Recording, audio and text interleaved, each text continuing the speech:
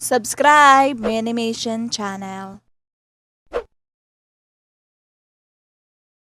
May mag-asawang bagong lipat sa isang liblib na baryo sa Leyte. Sina Ana at Mario. Buntis si Ana at may alaga silang baboy na inaasahan nilang magiging salba nila kapag siya ay nanganak. Pero isang gabing hindi kailanman malilimutan. Isang karanasang hindi kapanipaniwala ang kanilang naranasan. Ito ay kwentong hango sa totoong buhay. Isang gabi, habang nagpapahinga at nag-uusap ang mag-asawa, nadisturbo sila sa ingay ng kanilang alagang baboy. Love, check mo nga yung baboy. Baka natuklaw na iyon ng ahas. Hindi yan. Pero sige, check ko sa labas. Dito ka lang, huwag kang lalabas. Okay, dito lang ako. Nang makaalis si Mario, si Ana naman ay napagdesisyonang ayusin ang kanilang higaan nang Biglang nakaramdam si Ana ng pananakit ng tiyan. Sa hindi maipaliwanag na dahilan, bigla siyang nakaramdam ng kaba. Kaya dali-dali niyang tinawag ang kanyang asawang si Mario. Hinihingal si Mario na bumalik sa kanilang bahay at sinabing nawawala ang kanilang alagang baboy. Ano? Aray!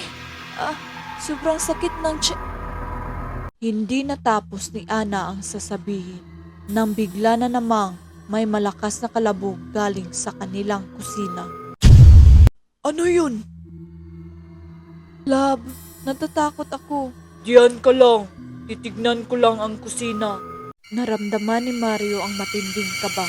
Habang palakas ng palakas ang kalabog, natatakot siya sa maaaring mangyari sa kanyang buntis na asawa. Wala sa sariling, napatingin si Ana sa likod ng pinto kung saan nandoon ang kanilang walis tingting. Biglang pumasok sa isip niya ang sinabi ng matanda. Habang nasa labas si Ana, nakangiting nakamasid sa alaga nilang baboy, may dumaang matandang nagtitinda ng walis. Oh, Iha, ngayon lang yata kita nakita dito. Hello po, bagong lipat lang po kami dito. Kaya pala, sakto, may paninda akong walis pang taboy sa mga aswang. Wala pa po ang asawa ko, Nay. Wala akong pambili niyan. Ganun ba? O siya, sige. Libre ko na lang ito sa'yo dahil bagong lipat kayo. Wow! Maraming salamat po!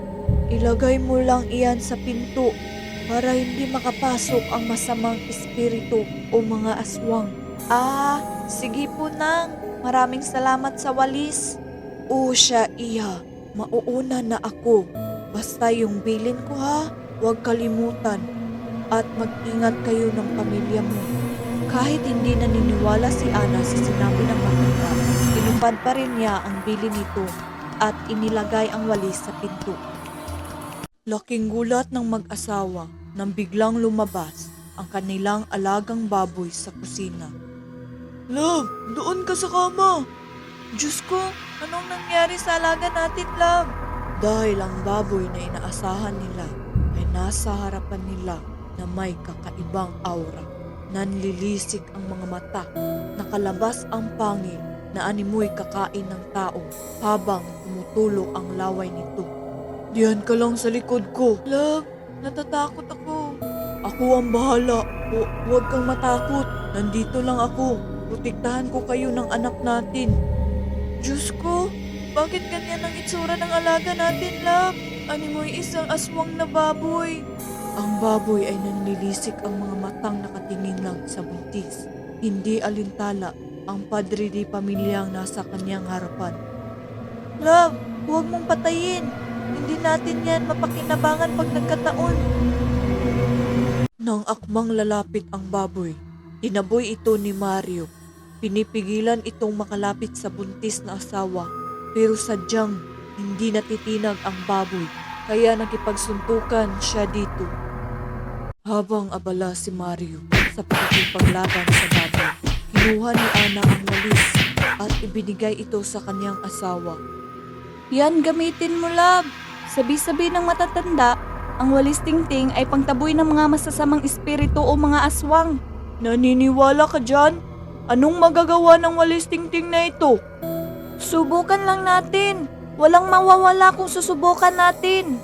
Walang magawa si Mario at ginamit itong panghampas sa baboy. Ang baboy ay humiyaw ng himpit na para bang isang tao. Totoo nga ang sabi-sabi! Napaupo sa kama ang mag-asawa habang nakatingin dito. Dahil ang baboy na inaasahan nila sa hindi malamang dahilan ay biglang nasaniban ng masamang espiritu ng aswang. Kinabukasan, walang pagdadalawang isip na ibininta nila ang kanilang baboy.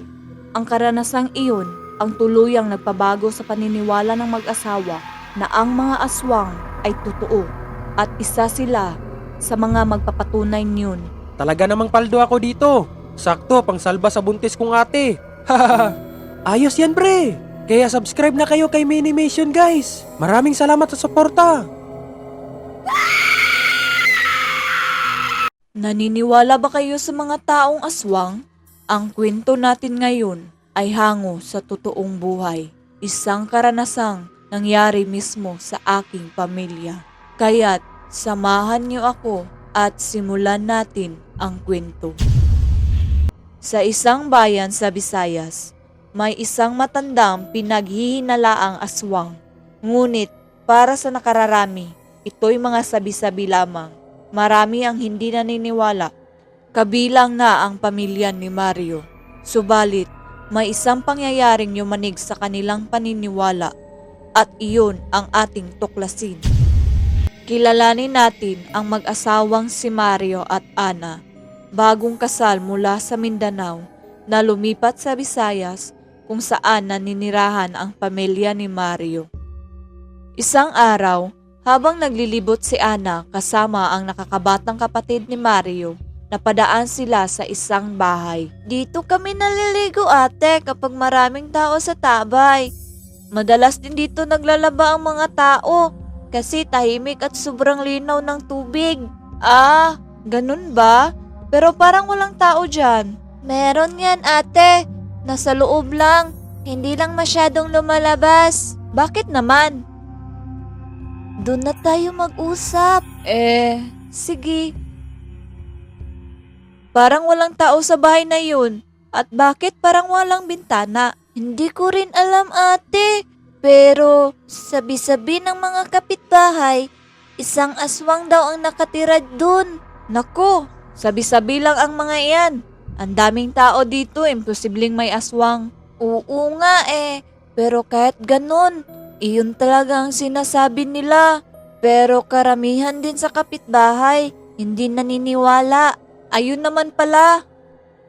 Nang gabing iyon, habang nakahiga sa kama ang mag-asawa, napag-usapan nila ang tungkol sa aswang. Naniniwala ka ba sa aswang, love? Hindi naman totoo ang mga yan. Kaya nga, pero may kapitbahay kayong pinaghihinalaan nilang aswang. Kilala mo ba yon? Si Marta? Hindi yun aswang. Iwan ko ba sa mga tao dito? Oo nga, naninira ng kapwa-tao. Mali pa naman yun. Kung totoo man ang mga aswang, huwag kang matakot. Kasi nandito ako. Susuntukin ko ang mga yan. Ikaw talaga. Kailan kaya tayo magkakaanak, love? Hintay lang tayo. Baka pagkalooban din tayo ng Panginoon. Sana nga. Hindi na ako makapaghintay. Ngunit kinagabihan, isang buntis na kapitbahay ang biglang nakunan. At ang sabi ng mga tao, si Marta daw ang may kagagawan dahil isa raw siyang aswang. Ate, nabalitaan mo ba? Nakunan daw si Maria, yung kapitbahay nating buntis. Ha? Nakakaawa naman. Ano raw ang nangyari? Bakit nakunan? Dahil daw kay Nang Marta. Bakit naman? Kasi raw, kaninang hapon bumisita si Nang Marta sa bahay nila. Tapos paggabi, biglang sumakit ang tiyan ni Maria at dinugo. Ha? Anong koneksyon nun? Sabi nga nila, aswang daw si Nang Marta. Kaya ayun, sinugod siya ng mga tao. Naku, kawawa naman yung matanda na pagbintangan pa. Lumipas ang ilang linggo na matiwasay ang lugar. Wala nang naririnig na usap-usapan tungkol sa aswang. Ngunit nitong mga nakaraang gabi, parating may malakas na kalabog na nanggagaling sa bahay ni na Ana at Mario. Love, ano kaya yun? Ang lakas ng kalabog. Baka pusa lang yan. Matulog na tayo. Hindi ako mapakali. Pakicheck mo nga sa labas, love. Love naman. Inaantok na ako eh. Sige na. Baka aswang na yan. Yan na nga sinasabi ko. Naniniwala ka na sa mga kwento-kwento. Sige na, love. Nang lumabas si Mario, biglang tumigil ang kalabog. Wala siyang nakita sa labas. Pero kinabukasan, laking gulat niya nang makita si Marta sa tapat ng kanilang bahay. Magandang umaga, iho. Nandyan ba si Ana? Tulog pa po eh. Bakit po? May bibigay lang sana akong pagkain. Nabalitaan kong mahilig siya sa kakanin. Kaya nagdala ako. Napasubra ang gawa ko kasi. Salamat po. Sige, mauuna na ako. Basta ibigay mo yan sa kanya ha. Masarap yan. Sa hindi maipaliwanag na dahilan, biglang nakaramdam si Mario ng kaba. Ngunit agad din niyang binaliwala. Nang sumapit ang gabi, biglang nakaramdam si Ana ng pagkabalisa. Hindi niya maintindihan ang sarili hanggang sa sumakit ng matindi ang kanyang tiyan. Love, ano bang nangyayari sa'yo? Ang sakit ng tiyan ko. Saan banda? Hindi ko alam. Basta ang sakit. Kasabay nun ang malakas na kalabog sa kanilang bubong. Kaya hindi maiwasang matakot ang mag-asawa dahil hindi katulad nung mga nakaraan, ngayon ay mas malakas at may kasamang kaluskos. Kung sino ka man, huwag kami takutin mo.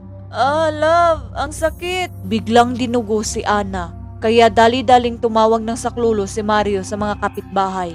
Dinala nila ito sa ospital at sa kasamaang palad, nakunan si Ana ng gabing iyon. Makalipas ang ilang araw, nakauwi na sina Ana at Mario sa kanilang bahay. Narinig mo ba ang sinabi ni Mama, love? Hindi ko alam, love. Pero hindi naman tayo pwedeng basta-basta mambintang. Hindi naman sapat na basihan yung kakanin na binigay niya, diba? Oo nga, pero dahil sa nangyari, hindi ko maiwasang maniwala sa mga sabi-sabi. Sabi ni Mama, may nakakita raw kay Marta nung gabing isinugod ako sa ospital. Pumasok daw siya sa bahay natin. Narinig ko rin yan. Pero ang mas nakakapagtaka, nung makauwi sila Mama galing sa ospital, wala silang nakita kahit isang patak ng dugo sa bahay natin. Lumipas ang linggo, habang naglalakad si Ana sa daan, nakasalubong niya si Marta at bigla siyang nakaramdam ng kakaiba. O iha, ikaw pala yan. Magandang hapon po. Saan pupunta niyo? Diyan lang. Maglilibot. Exercise ba kumbaga? Napahawak sa tiyan si Ana. Nang doon nakatingin ang matanda. Aba, talaga namang napaka-agresibo niyong mag-asawa ano? Kakakunan mo pa lang pero buntis ka na agad. Ano po? Mauuna na ako iha. Napatulala si Ana. Mahina man ang busis ng matanda.